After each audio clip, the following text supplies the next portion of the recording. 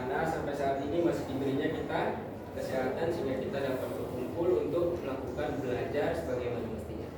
Salawat kita kepada Nabi besar kita Nabi Muhammad SAW dengan mengucap Allahumma sholli ala Muhammad wa ala ali Muhammad. Baik anak-anak bapak sekalian, sebelum kita mengawali pembelajaran kita kali ini, ada baiknya kita mengawalinya dengan mengucapkan kalimat basmalah. Bismillahirrahmanirrahim. Semoga dengan mengucapkan kalimat basmalah, semoga Allah turunkan rahmatnya kepada kita sehingga apa yang kita dapat hari ini dapat bermanfaat bagi kita semua. Baik anak-anak bapak sekalian, materi kita hari ini yaitu tentang khawarij ya. Tentang khawarij. Haris itu sekarang. Ya.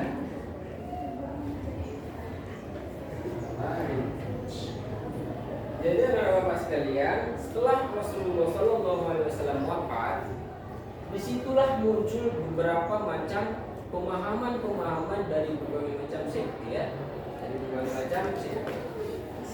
Pertama ada namanya Khawarij, ada namanya Ahlus Sunnah wal Jamaah.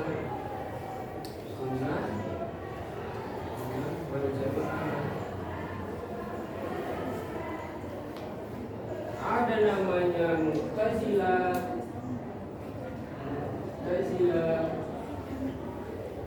Ada namanya Murji'ah. Ada namanya Syiah. Jadi ini merupakan pemahaman yang muncul setelah Rasulullah SAW wafat. Tapi yang akan kita bahas ini kali ini itu tentang Khawarij. Jadi anak bapak sekalian, Khawarij ini merupakan pecahan daripada Syiah ini. Syiah ini adalah pengikut daripada Ali bin Abi Thalib. Khawarij ini kenapa Syiah ini pecah? Ada yang tahu anak bapak sekalian? Habis? Karena kaum Khawarij tidak setuju dengan pendapat Ali. Jadi anak bapak sekalian, ketika di masa kepemimpinan Ali bin Abi Thalib terjadilah perang yang namanya perang Jamal pada masa itu. Perang Jamal ini merupakan perang antara umat muslim dengan umat muslim, perang saudara ya. Ini perang saudara. Perang ini terjadi karena adanya pemberontakan Aisyah radhiyallahu anha kepada kepemimpinan Ali bin Abi Thalib. Aisyah radhiyallahu, siapa itu Aisyah radhiyallahu anha? Istri Nabi Rasulullah. Nah, jadi istri Rasulullah ini memberontak karena dia menuntut untuk keadilan atas terbunuhnya Utsman bin Affan. Maka sebagian besar pengikut daripada Ali bin Abi Thalib ini, pendukungnya Ali ini, mereka itu tidak terima. Tidak terima karena ketika perang Jamal ini perang ini dimenangkan oleh kubu daripada Ali bin Abi Thalib. Maka ditangkaplah pada saat itu Aisyah, karena yang menang itu adalah Ali bin Abi Thalib ditangkap. Namun Aisyah radhiyallahu anha tidak dihukum apa-apa. Karena tidak dihukum apa-apa inilah makanya sebagian besar dari pendukung Ali ini, pengikut Ali ini tidak terima mereka. Maka mereka menamakan dirinya sebagai Khawarij. Jadi Khawarij ini anak bapak sekalian adalah orang-orang pengikut daripada Ali bin Abi Thalib, tapi mereka juga sudah keluar dari pengikutnya. Nah inilah namanya Khawarij tadi anak bapak sekalian. Secara umum doktrin daripada Khawarij ini adalah mereka menganggap bahwasannya semua pelaku dosa besar itu adalah kafir. Itu secara umumnya. Secara khususnya Khawarij ini di kemudian harinya terbagi lagi. Ada namanya Al-Muhakimah,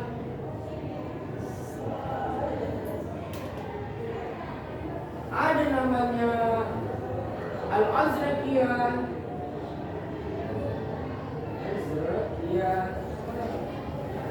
ada namanya An-Nazda, ada namanya Asyukriyah,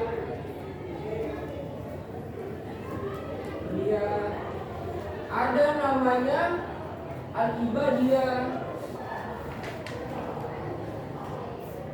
Nah, ini merupakan pemahaman atau aliran-aliran dari Khawarij itu sendiri.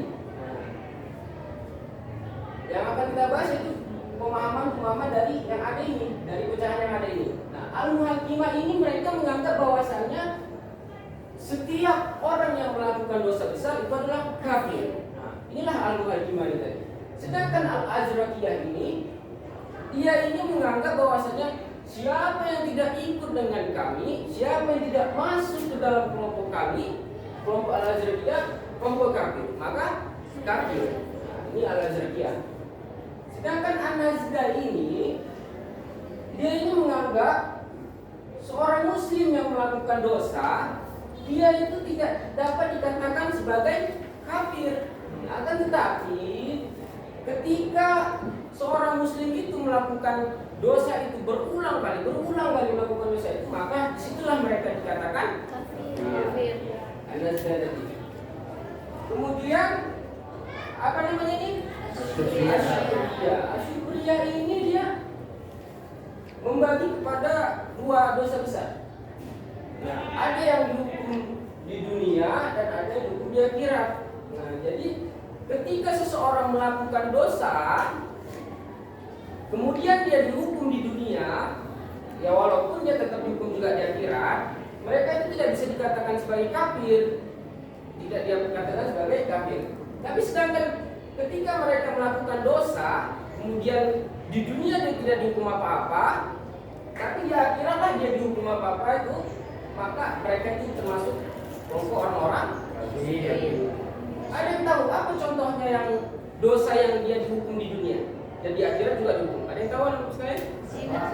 Siapa Ariska? Sih Pak. Pertama zina, kedua mencuri. Bagus ya, mencuri.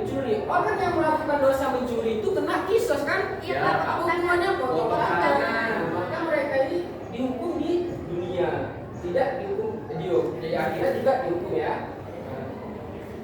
Sedangkan yang dia apa contohnya orang yang dia tidak dihukum apa-apa di dunia tapi dia dihukum di akhirat? Silakan habis. Syirik, Pak. Syirik itu terhabis syirik. Nah, orang yang melakukan dosa syirik itu dia di dunia tidak dihukum apa-apa tapi di akhirat dia dihukum.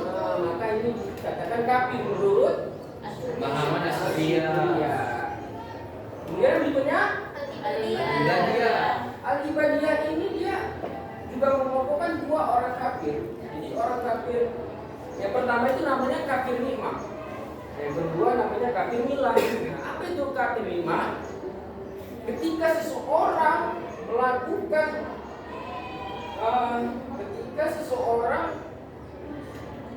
ketika seseorang mengingkari nikmat Tuhan, maka mereka menganggap Al-Ibadiyah itu menganggap mereka itu kafir. Nah, orang yang tidak mensyukuri nikmat Allah, maka mereka menganggapnya kafir. Nah, sedangkan kafir milah itu dia adalah orang-orang yang tidak senang dengan agama Islam. Nah, mereka mengasuh orang Islam untuk ikut kepada ajaran mereka, maka itu kafir. Nah, inilah tadi anak-anak sekalian, aliran-aliran daripada Khawarij itu sendiri. Nah, jadi anak-anak sekalian, kenapa kita dari pecahan yang ada ini, yang paling parah itu adalah golongan Al-Azraqiyah. Nah, kenapa ada dengan mereka ini? Tidak tahu? Karena paling gampang mengkafir-kafirkan. Karena mereka ini asal tidak sependapat dengan mereka, asal tidak ikut dengan mereka, asal tidak masuk ke dalam kelompok Al-Azraqiyah, bahwa kafir kata mereka. Maka kafir mereka anggap kafir. Nah, boleh nggak seorang umat muslim mengkafirkan muslim lainnya? Nggak boleh, Pak. Tidak boleh, sesuai ajaran itu juga tidak boleh ya. Kemudian kenapa kita perlu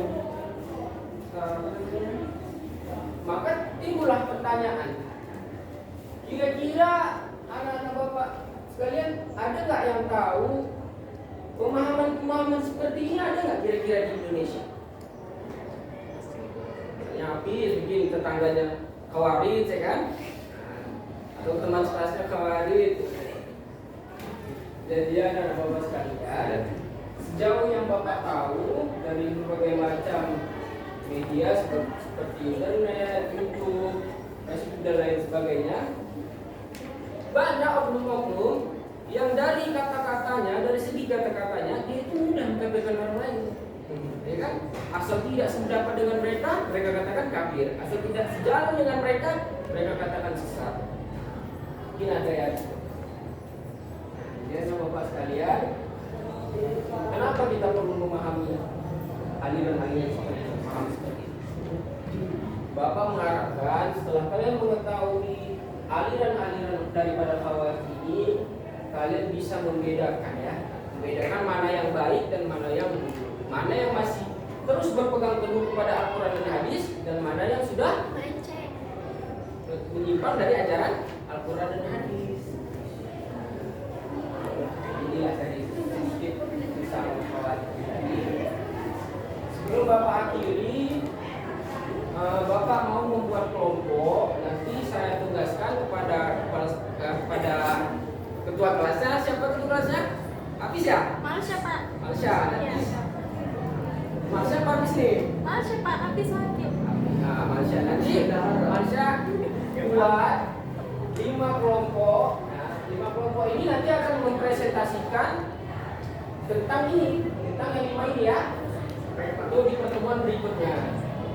Nah, nanti yang dapat kelompok nomor 1 maka dia akan menjelaskan tentang Al-Muhajiriyah, Al-Mu'imah, kelompok 2 Al-Asrofiyah, kelompok 3 An-Nazdah, As-Sufriyah, Al-Ibadiyah.